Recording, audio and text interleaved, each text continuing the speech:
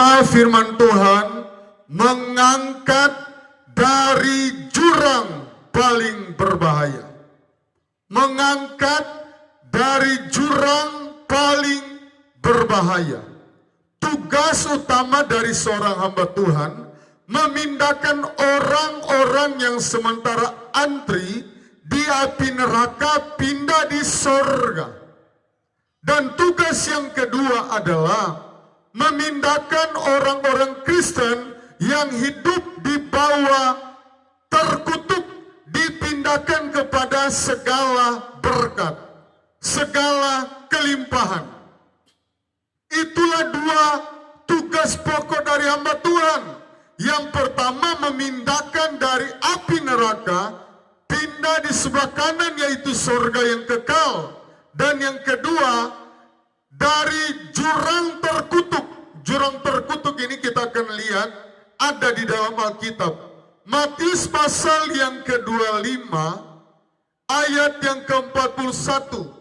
Dan tugas kami untuk memindahkan pemirsa, saudara-saudara, orang-orang Kristen, di luar Kristen sekalipun, kalau kita mau melakukan firman Tuhan. Asalkan mau melakukan firman Tuhan.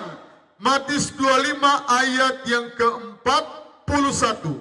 Dan ia akan berkata kepada mereka yang di sebelah kirinya, yaitulah yang saya katakan tadi, tugas utama dari seorang hamba Tuhan kami.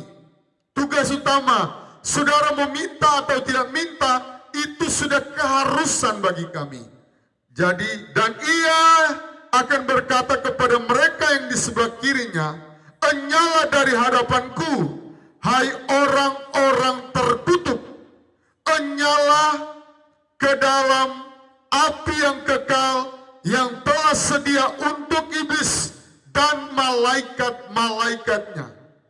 Saudara harus tahu, api neraka sebenarnya untuk iblis-iblis pemberontak, malaikat-malaikat pemberontak yang dipimpin oleh Lucifer. Ini api neraka. Alkitab tidak pernah mencatat bahwa api neraka untuk manusia. Sebenarnya tidak. Tidak. Ayat ini sehingga saya boleh berkata, begitu besar kasih Allah akan dunia ini sehingga ia mengaruniakan Yesus, anaknya satu-satunya. Jadi firman Tuhan ini kita harus perhatikan baik-baik. Kalau engkau skip, berarti kita sementara tinggal di jurang neraka dan jurang terkutuk. Kenapa ya? Anak saya melamar di perusahaan besar ditolak, di perusahaan sedang-sedang ditolak, di perusahaan kecil ditolak. Anak saya sudah 5 tahun jadi pengangguran, nggak ada pekerjaan. Kadang-kala kita tidak sadar. Dan apa yang menjadi penyebabnya adalah kita tidak mau berkorban. Ayat 42.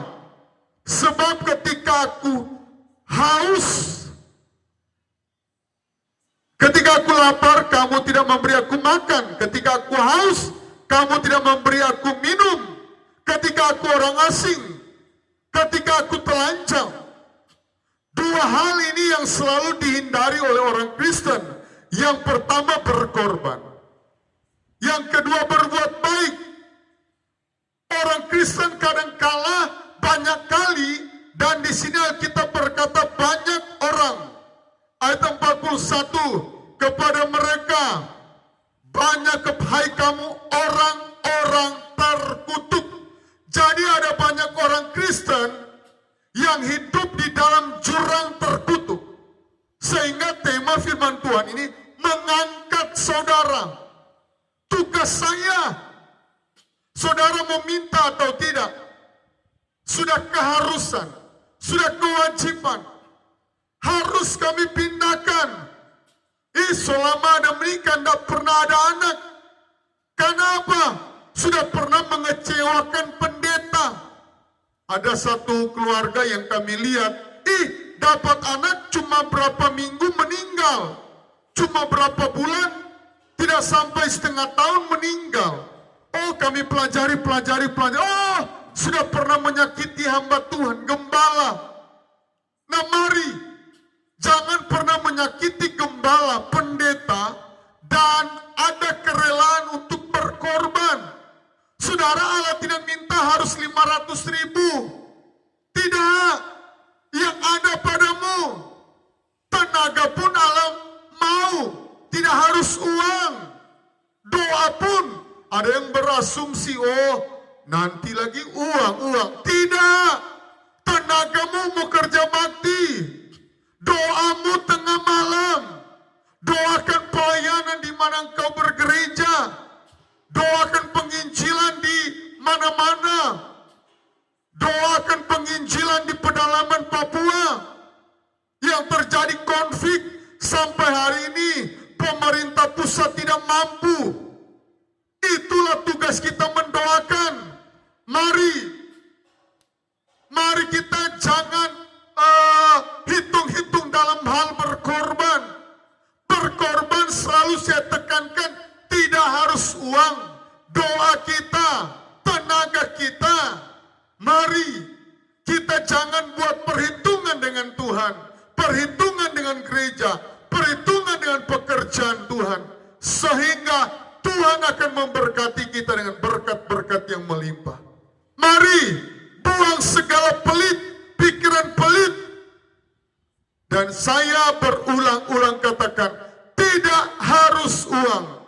Pikiranmu, usulmu, doa-doamu, tenagamu untuk kerja bakti. Mari kita belajar. Ini adalah khotbah akhir zaman. Kalau saudara pelajari pasal ini, khotbah akhir zaman. Mari kita berubah. Mari kita